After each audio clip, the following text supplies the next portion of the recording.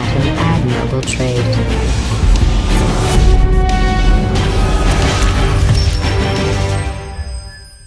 Hello, fellow Araxians. Commander Cyrious here. Today we're going to dive into the Nanite Systems tank, the Lightning.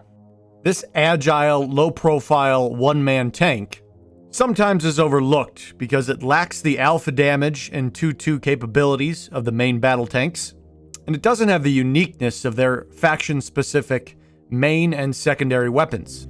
But when used in the right niche on the battlefield, its force multiplication is second to none.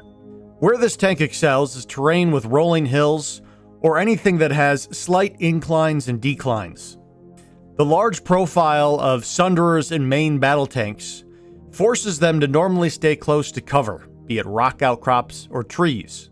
The Lightning's short stature, however, allows it to operate in these what are generally barren or very open battlefields and still find slight indents in the terrain they can use as cover, whereas the main battle tanks or Sunderers are forced to linger back near the larger forms of cover, rocks, or major hills. Tankers can get into trouble with this platform, though, if they're accustomed to driving the main battle tanks with their larger health pool and with their extreme alpha damage. The Lightning depends heavily on angling out these opponents. You are not going to be able to charge a 2-2 main battle tank, that is one that has a driver and a top gunner, and expect to be able to compete. When you go CQC with the Lightning, you have lost the ability to leverage the short profile of the tank. So do not get antsy or too excited when you see something that starts smoking. Find the terrain that plays to your advantage and look for openings to finish the enemy off. That Lightning got excited after putting a few shots on me and gave up his hill and exposed himself on that road. Once in the open, the TR descended and we're able to wipe him out. So guys, today we're going to go through the Lightning tank. I'll show you my loadouts and then talk a little bit more about how to play it. Quick note on piloting, I use my engineer, and while you're seeing the wrong implants here, I usually use the EOD HUD and the ammo printer. Sometimes I find myself operating without ammo bus support, so I like that. Other great options while solo tanking, though, are target focus and counterintelligence. EOD HUD is always a must for me, though. Now let's go through my loadouts. My first one is always my most used, and that is the AP cannon. Now I have already Araxiumed the base AP cannon. This LB00 Python AP is just a cosmetic variant. It was a reward for one of the Halloween directives, but if you want to match this loadout, just use the L100 AP cannon. I use the 2x optics on my AP. I upgrade the reload speed to max as fast as possible, and I do add some ammo capacity. I'm normally running ammo printer, so I never maxed out the ammo capacity. But if you want to bring target focus or counterintelligence into your loadout, you may want to bring a little more ammo along and spend those certs.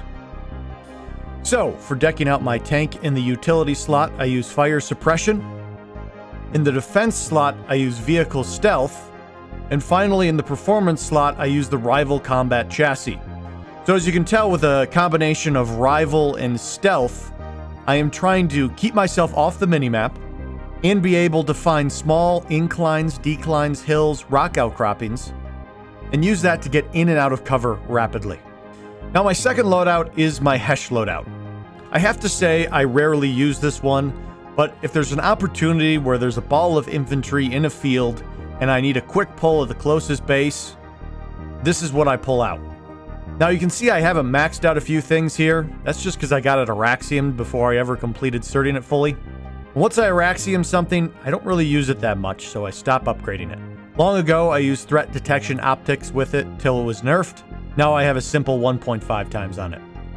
Okay, my third slot is the Skyguard, a very powerful anti-air platform that I always recommend having on hand.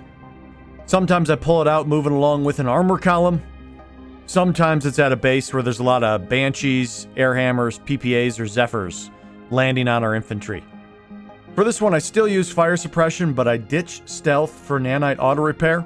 I find with combating aircraft, stealth doesn't help me as much, but what does help when they do a pass and get me to half health or whatever, as long as I can stay in my gun and keep hammering them, They will leave or die, and nanite auto repair will get me back up to full while I'm still manning the guns.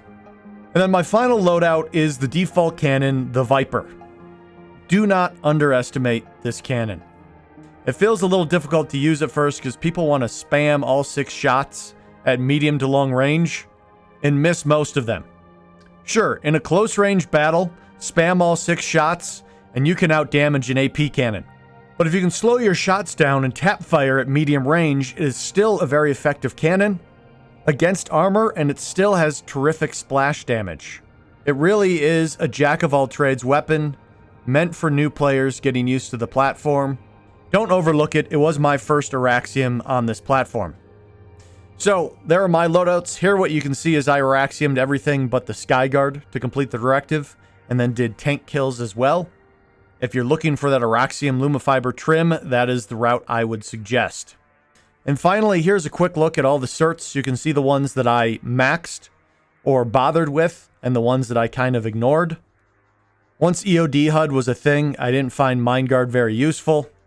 Swap between all the other ones, and I do mess around with both chassis depending on my loadouts.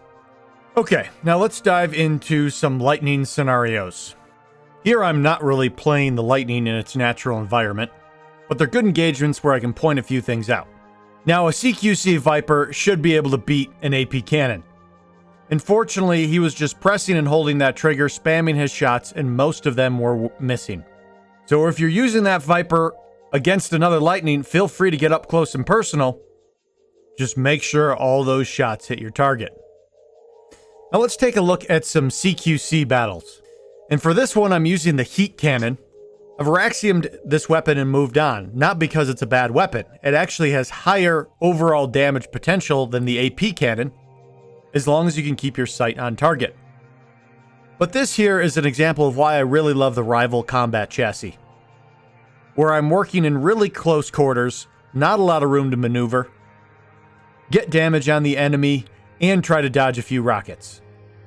Now, it's sort of given up on this lightning because that repair bus wasn't going to allow me to finish off the other one. So I figured I'd just make sure that Athlon died, make sure no one hopped in and started putting rounds on me. But then I saw a friendly get a C4 on that repair bus and was back on. I run my engineer with a repair grenade bando. So if I'm getting low, I hop out, throw a repair grenade on, and then go back to gunning. Now that white bus was originally saved by that repair bus, but he's got no one to cover him now. And I smell blood. The bus is not a threat to me, so I'm always looking for infantry because I'm worried about rockets or C4. And I can finish the Sunderer off when it's convenient to me. A couple other things that help a lot here in the CQC battles is the recursion tracker overlay. You can see the red dot in the middle of my screen.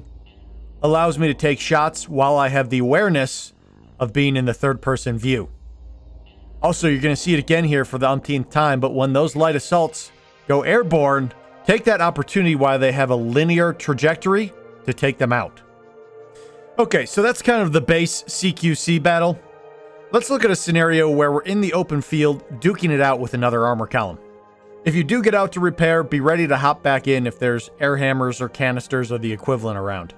It's never fun when your tank's basically full health, but you die anyways because you're outside of it. So here we are coming head to head with the NC armor column. A lot of MBTs on it. You'll notice reaction in the lightnings is basically to run. This is not a tank you can sit there and duke it out with them head to head. Now our column consists of lightning and harassers, so our platoon lead wisely makes the call to go for the flank. And what do we have ahead of us? More of that sort of rolling hills, where the harassers and lightnings excel, and the MBTs are just going to turn into sitting ducks. The heavy tanks, originally looking for just a linear smash it out on a roadway battle, now have to scramble for a retreat as harassers and lightning show up behind them. Now there might be a question that comes up, Cyrious, man, when I'm bouncing through all these hills, it's impossible to aim at anything. But you'll notice here, when I'm taking most of my shots, I've actually come to a complete stop. Now I'm not trying to say that's the way you should always shoot and that's always your best option, but this is the beauty of playing the terrain to your advantage. There are multiple harassers, reavers, vanguards off to the east to my left, but on my screen you'll notice I'm finding positions where I can shoot while not moving while there's only one enemy that could engage me. So I have no problem posting up, stopping my tank to take easy on-target shots. Once I've dealt with the threats that are in my field of view, only then do I move on and find the next fold in terrain where I can engage a target safely.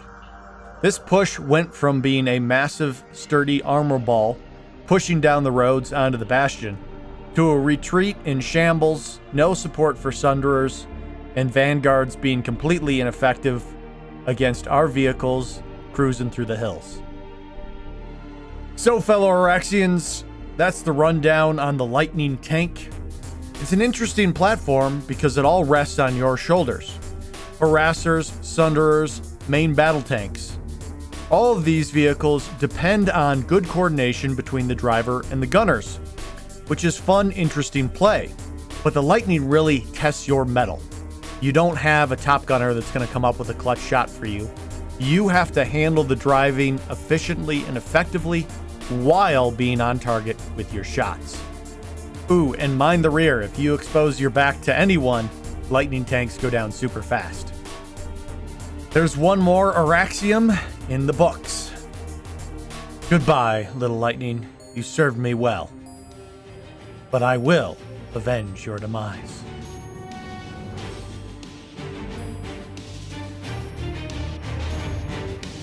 Until next time, fellow Araxians, I will see you planetside.